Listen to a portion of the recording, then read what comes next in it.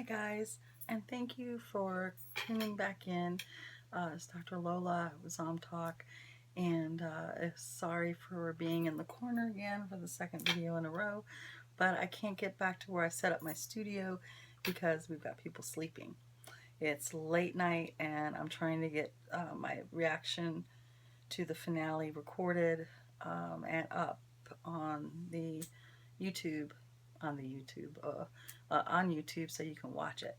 So it's been a crazy day. I got my crazy hair and ready to go.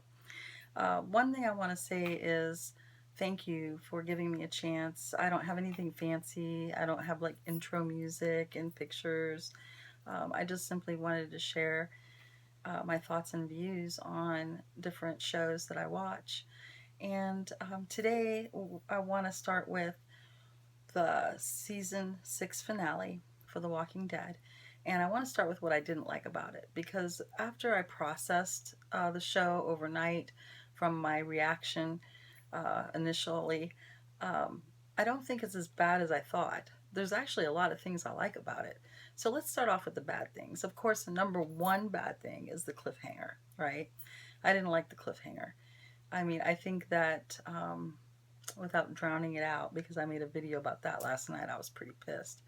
Um, but I just feel like the fans didn't deserve the cliffhanger. They've been amping this up since November.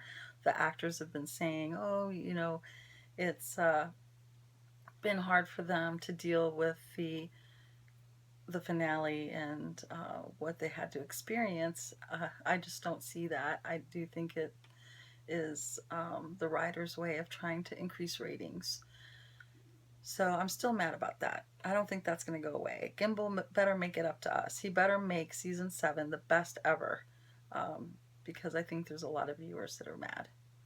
The other thing I didn't like about this is I've started noticing a pattern in these episodes where, and I noticed Rick doing it too, he'll say something like, okay, well, let's go with the example from this episode. Carl said, oh, yeah, the saviors are out there and they're bad. And they got Michonne and Abraham and Denise, and just like a long list. It just reminds me of a soap opera, where they say, oh, she did it to him and to her and John and Joe and Betty. And you don't have to list the names, guys. We know what's been happening. We've been watching the show. I don't know why, that just grates on my nerves. And then a lot of people like the whistling, but I don't like the whistling. It reminds me of the governor. The governor whistled when he was searching Andrea down. He liked to whistle. That was his thing, was whistling. And so now we've got the governor whistling and we've got the saviors whistling. Although they are doing it a lot more than the governor did, and it is almost going to probably become an iconic thing, like Jason with the cha cha cha cha. Yeah. So I think that that's what they're setting up. But okay, so that's it. That's all I didn't like about this episode, with the cliffhanger being the number one, of course. So what did I like?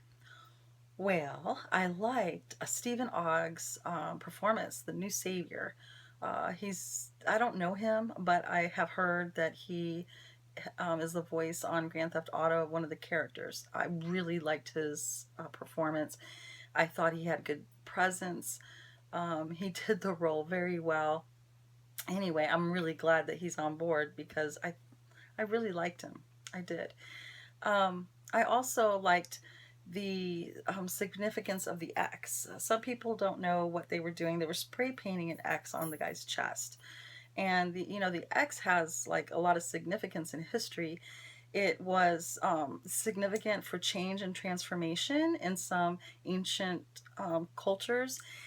And also it's an ancient religion symbol, and they use the X to mark significant events. So the fact that they put the X on the guy's chest, well, that's a significant event. Now, things are going to change. You didn't want to make a deal with us, and we are going to mark this event as significant. And so I like that. I like their use of the X. I also liked Carol and Morgan's story. Carol, I liked how they showed her struggling. She's obviously depressed. Um, she's has signs of anhedonia, where she doesn't like to do the things that she used to do. She's tearful, she's remorseful, she's not as logical as she usually is. I mean, the logic that I can't be around people because I'm going to kill, when even if you're not around people, you're going to have to kill. This is the apocalypse. Hello. Um, so she has this faulty logic going on, and I feel like she wasn't so motivated to get that zombie off of her. I'm not saying she couldn't. Maybe she couldn't. But she felt like she wasn't that motivated, you know. And Carol in the comic, by the way, if you don't want to know about comic stuff, I probably should have told you. Maybe you shouldn't watch this because I do talk about the comics. But Carol in the comic suicided by zombie. So I thought that was almost like a little tribute to the comic story, because she in the well, that's another video. Okay, we'll talk about Carol comic another time. But anyway, she's suicided by zombie, and so Carol's not suicidal right now, but she very well could be motivated not to fight back. And I thought they did a good job at making it believable that Roman could kill her. They had to first wound her. They had to make her depressed. They had to have her energy zapped by fighting off a zombie and lying on the ground. And then we may believe that Roman could kill her. But, we wouldn't have believed it otherwise if she wasn't on her very worst day. Okay, so Roman, he shoots her to suffer.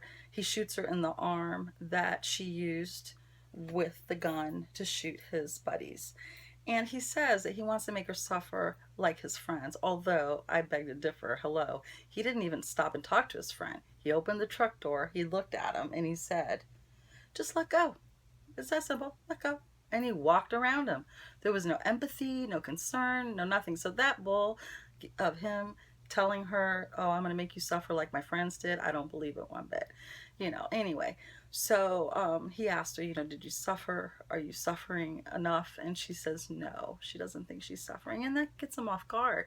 He walks away. He starts walking away, almost like he didn't feel like he could judge her, because he has probably done things as bad or worse than her. And he walks away. But then, of course, as any good antisocial does, he recollects himself and comes back to shoot her. And then there's Morgan. And this develops Morgan's character as well, because when he took the gun from Rick, he was essentially saying, okay, I accept the fact that there may be times that you need to kill. And he took the gun. It's almost like the foot in the door technique that they use. Like once you get somebody to agree to a little piece of something, then it's not that much more that they have to go to agree to the full thing.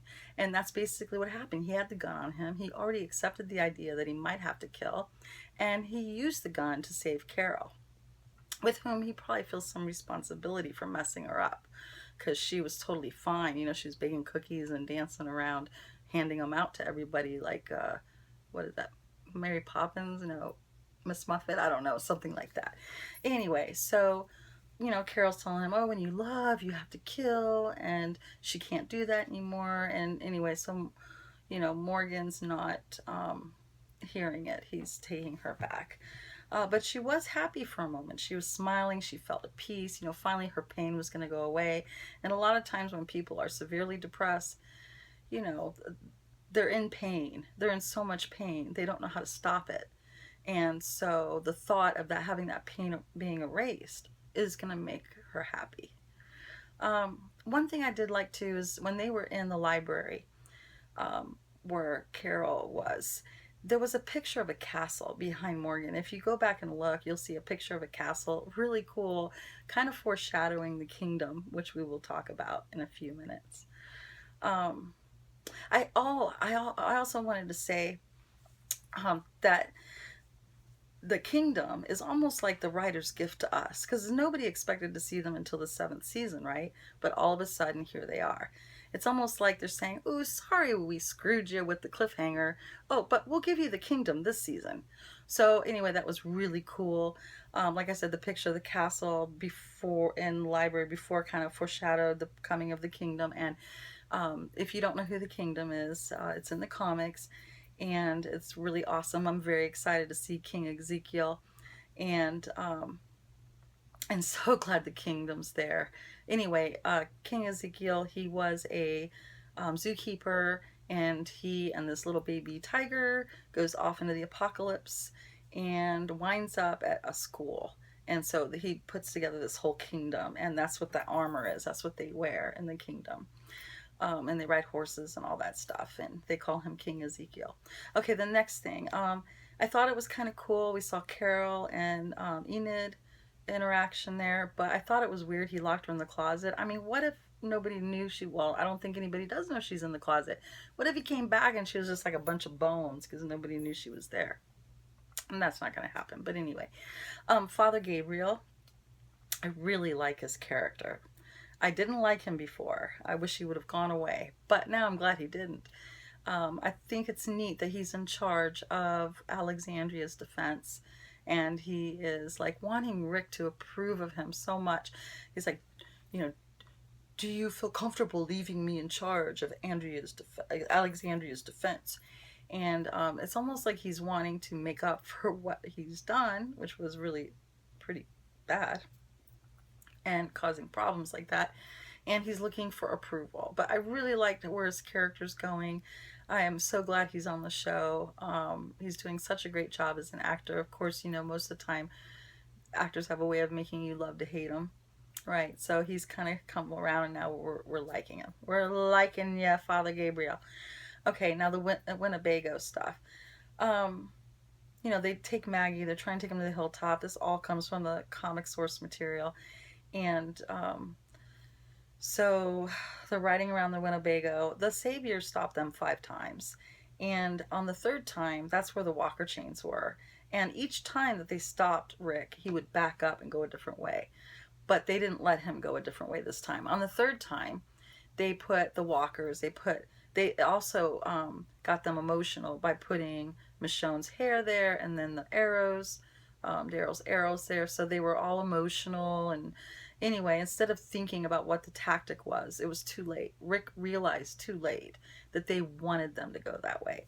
So they chopped the arm off, they spread the walkers. Ooh, that sounds bad. Okay, spread the walkers and go through with the Winnebago, and in the direction that the Saviors wanted them to. Essentially, it leads into a trap. So they get stopped each time they see Saviors, because they're not all. One's like burning logs, and then the other one, what was the other one? Oh yeah, the walker chains.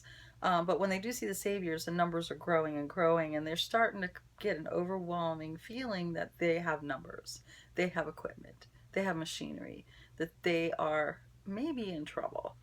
And so the whole time, you know, Rick's being overconfident before the show. You know, the other shows, they showed us how confident he was, and maybe even overconfident.